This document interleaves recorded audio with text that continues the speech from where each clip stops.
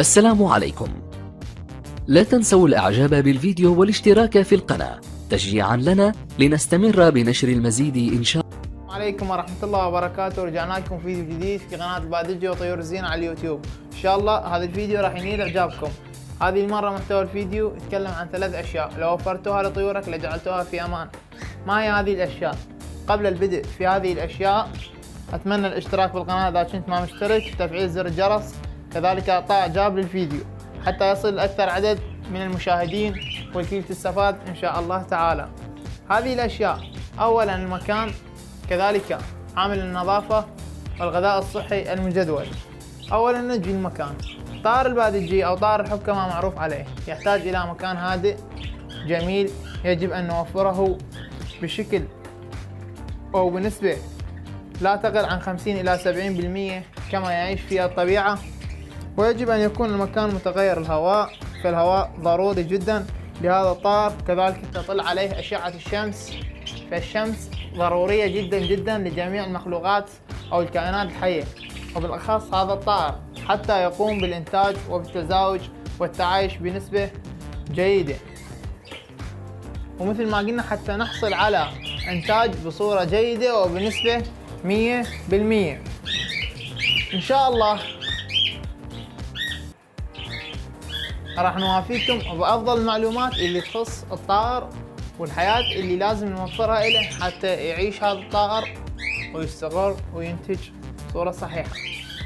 كذلك ضروري جدا للطائر توفير الكثير من الأمور فيكتسب مناعة ضد الأمراض اللي موجودة في البيئة اللي يعيش بيها، فبيئة الطيور مليئة بالأمراض التي ممكن أن تصيبه في فترة التزاوج أو في فترة الإنتاج، كثير من الفترات التي تمر بها حياة طائر البادجي أو طائر الحب كما معروف عليه.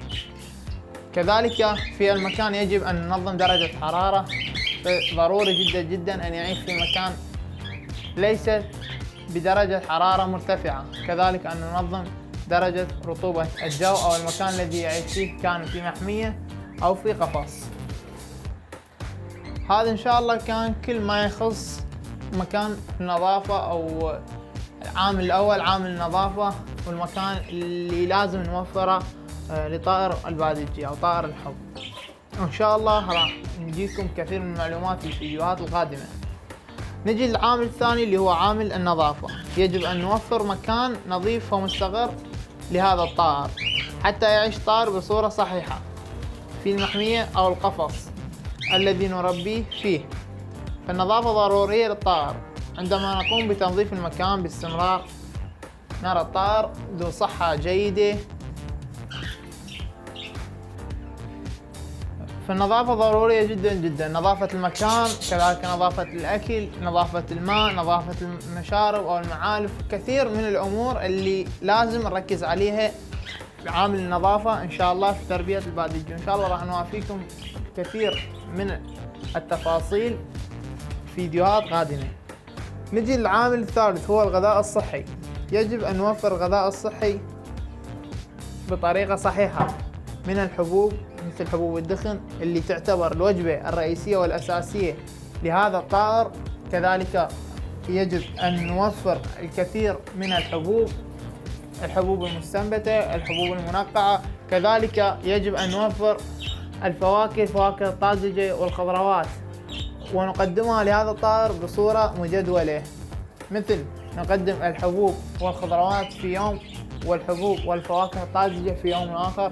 يجب أن نوفر كذلك الحبوب المستنبتة أو المنقعة في الماء، يجب أن نقدمها له يوميا أو أسبوعيا حسب طريقة المربي، إن كان في محمية أو في تربية فردية.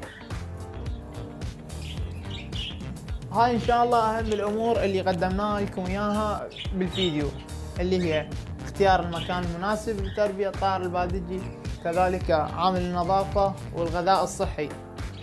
ما نريد نطيل عليكم، ولكن راح نجيكم إن شاء الله فيديوهات قادمة، وكل عامل راح نختار فيديو لوحده ويكون إن شاء الله بالتفصيل حتى تصل المعلومة بالطريقة الصحيحة. الكل تستفاد، أنا استفيد وأنتم تستفادوا إن شاء الله من المعلومات اللي جاي نقدمها بالقناة. ليس فقط طائر البادجي وإنما لجميع طيور الزينة اللي يقوم بتربيته في المحمية. وإن شاء الله مثل ما قلنا راح نجيكم كثير من الفيديوهات، لكن مثل ما قلنا نريد دعمكم القناة، اشتراككم بالقناة إذا كنتم ما مشتركين، تفعيل زر الجرس، وما نطيل عليكم حبايبنا.